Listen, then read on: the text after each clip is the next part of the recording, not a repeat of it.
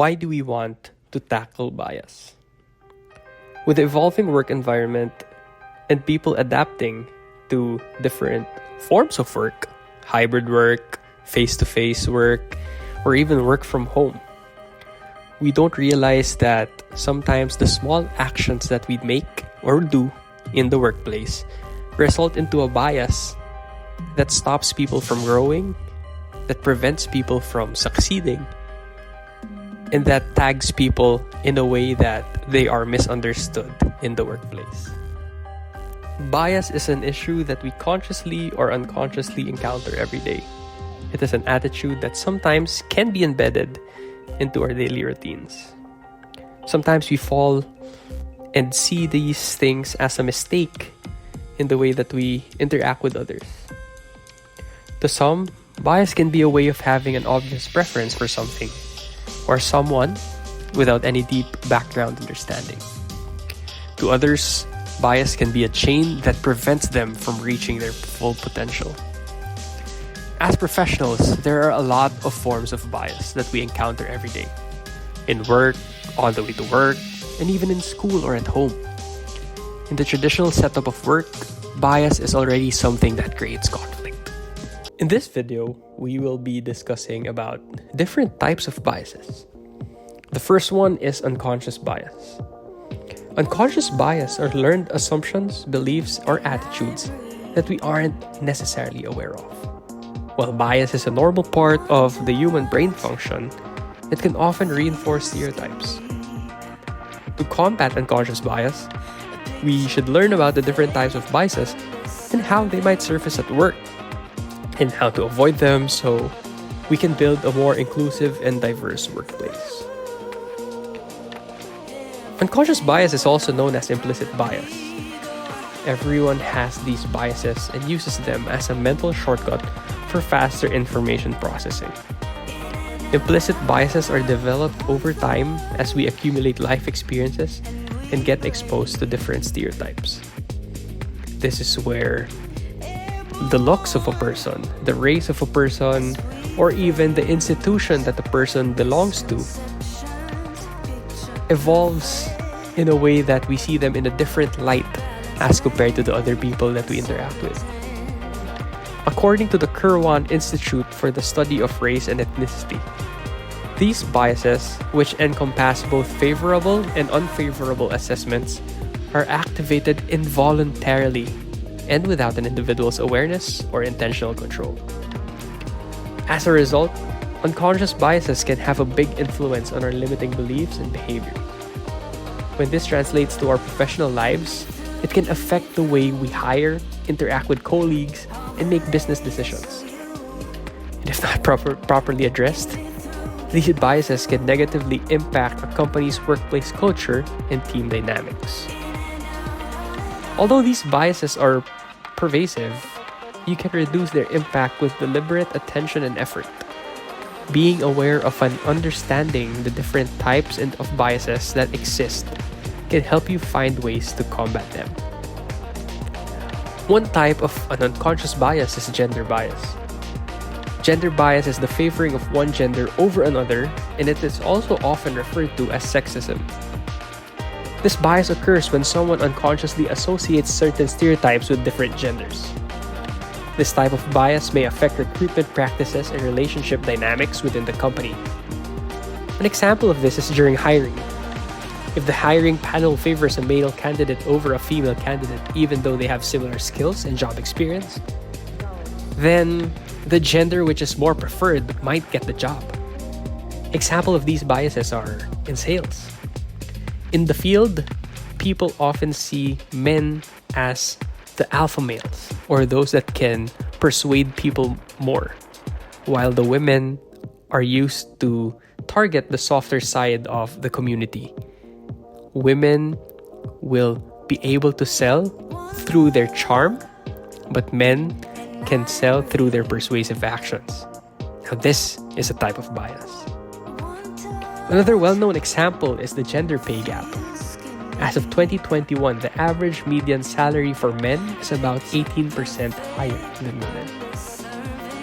Gender bias may reduce job and career advancement opportunities for certain populations. Here in our country, for example, even in the field of sports, most people support basketball, which is a male-dominant sport, over women's basketball. It's the same sport, but different genders playing, yet we show our preference and we have our biases towards the men when they play. We see them as more skilled, more entertaining, and more athletic athletes over the women. However, it's not always the women that are seen in a negative light. In volleyball, for example, it's the women's volleyball tournaments that are more followed compared to the men's volleyball tournaments. In fact, in our country, it's only the women's volleyball that has a professional volleyball league, while the men's volleyball is still a semi-professional league where anything or anyone can join without any contract or protection as what the women's volleyball players get in the industry.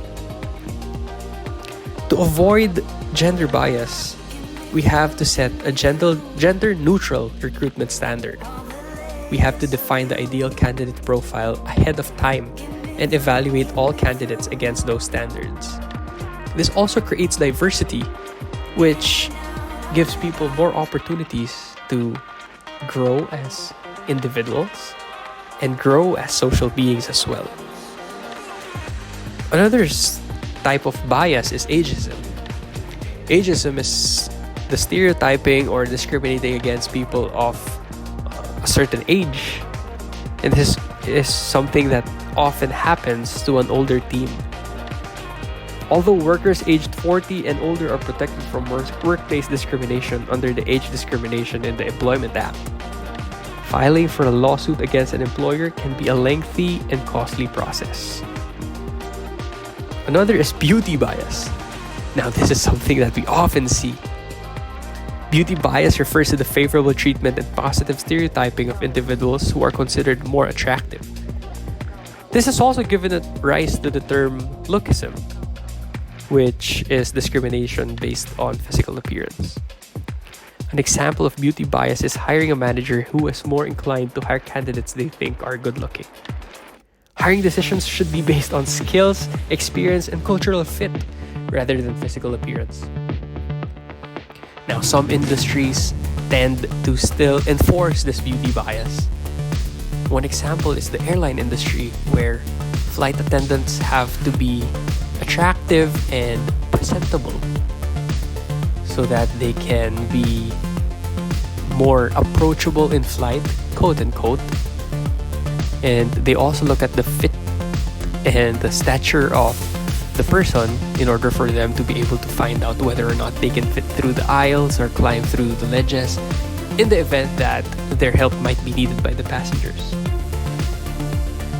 Now, we can avoid these biases by looking at people in a way that everyone is created differently. Now, it may be hard to do since some of us have practiced this bias for a long time already, but it's something that can still be avoided by being more mindful about the ways that we can prevent these biases from happening in the world. Traditional biases are biases that we often see every day since we interact with people every time we see them face to face. However, since the start of the pandemic, there were a lot of changes that happened in the workplace. Number one is how we report to work. We used to go to our offices, go to our desks, talk to our department mates, talk to our bosses, go to our clients. But the pandemic changed that. We were all forced to transition back to the comforts of our own home. And instead of having a line between work and home, work became home, and home became work for a lot of people. One thing that changed during the pandemic was the addition of the hybrid working environment, wherein people were required to stay in their homes but still be able to produce the same output that they would should they attend face-to-face office or face-to-face work in a regular day. And as we adjust into the hybrid working setup, so has the biases that we are able to see in the workplace. And more than the gender and more than the age, one of the biases that we see now is the bias against the social classes. People in the higher income brackets are able to have better office spaces in their homes, better internet connection, better devices that they use in order for them to continue with their tasks at home.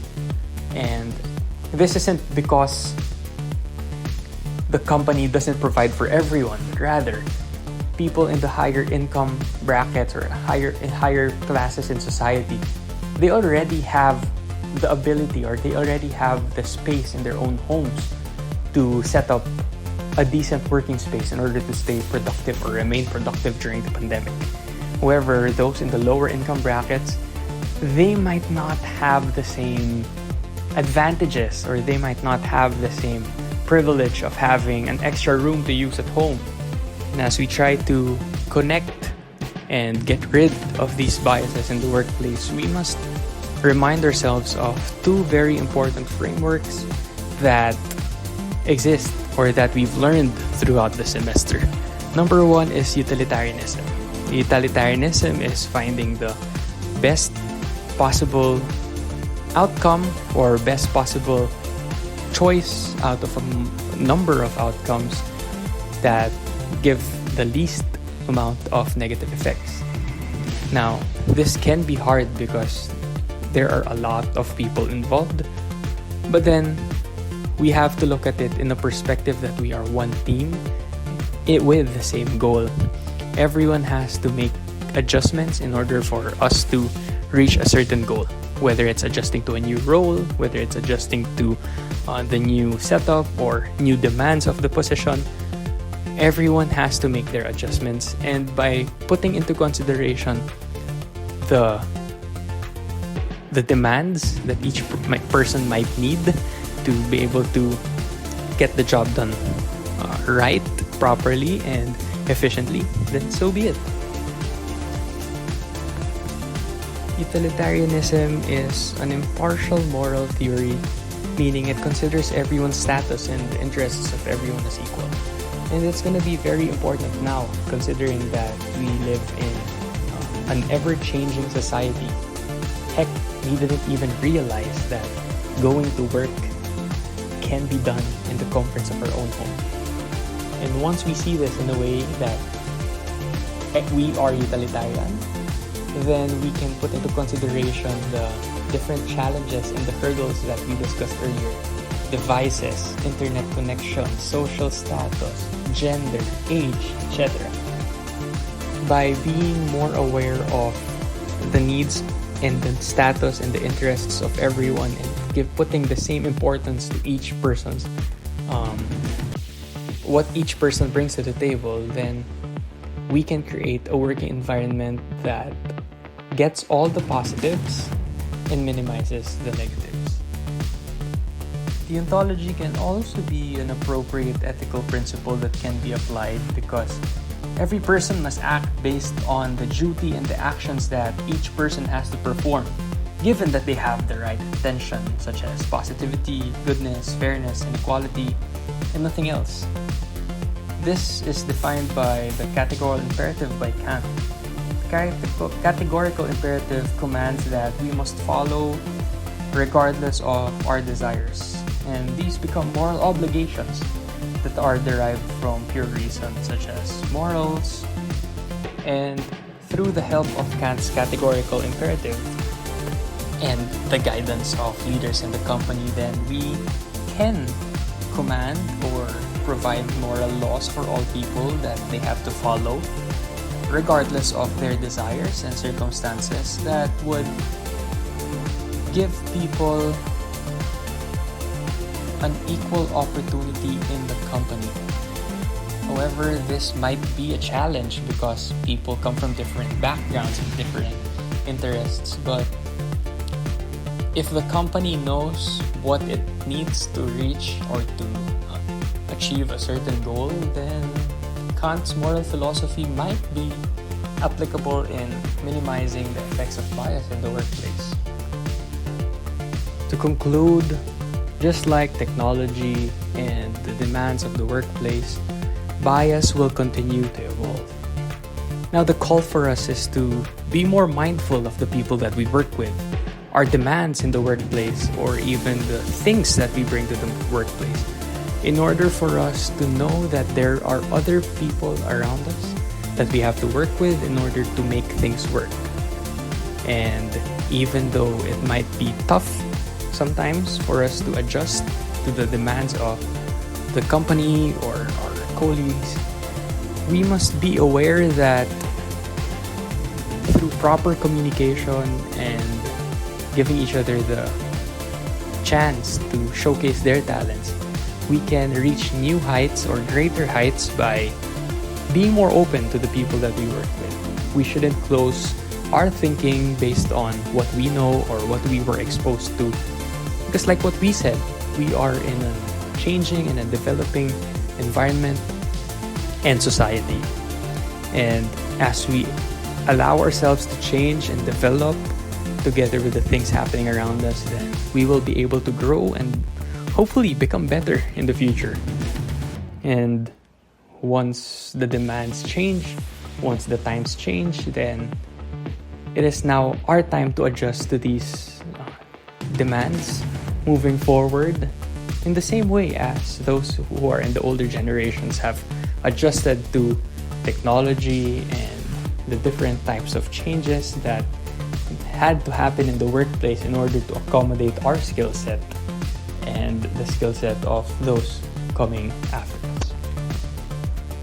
And lastly, even if we are trying to eliminate the bias in the workplace, don't be afraid to be biased. Being biased will allow you to open your eyes and be more aware of what's happening around you that can call for change. Don't be biased in a way that you will stop the women from excelling in the workplace, or you will allow people who are privileged to have the same type of demands or the same type of advantages that they have over those who are not that privileged. But rather, be biased for change. Because once you open your eyes and be open to the changes that might happen or that can happen around you, and then you're not stopping the growth that you can get into as a person.